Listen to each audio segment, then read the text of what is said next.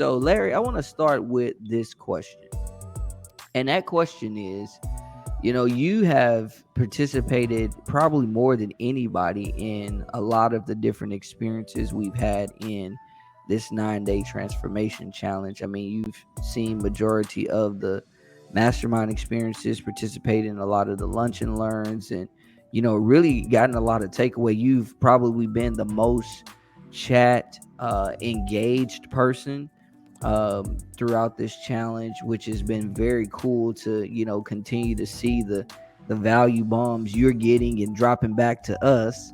So the question that I have for you is, like, what has it been like, especially now that you're on this side sitting with me, what has it been like being on the other side and getting the value that you have been getting from this 9-day transformation challenge? Great question, Leo, and thank you for that. I would tell you it really boils down to just really one thing, which is just an eye-opening experience. It's an eye-opening experience for me. As from day one, you made a statement. You said that work life and family life work together in unity. They're not opponents.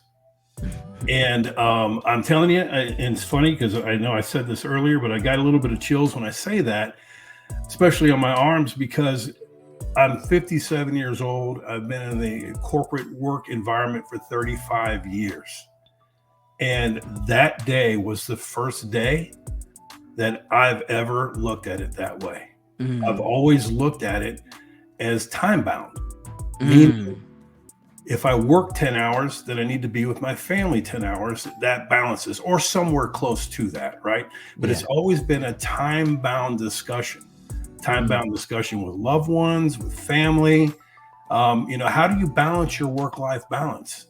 And, if you think about it. That even sounded a little bad. Yeah, it sounded bad, right? It doesn't make any sense at all. But we always think of it that way.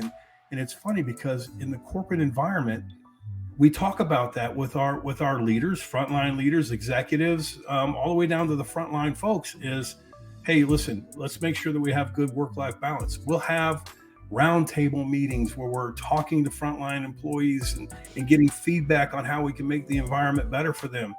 And we always talk about, and it's funny because we have human resource in the room, and the one thing human resource will say too is, how's your work-life balance?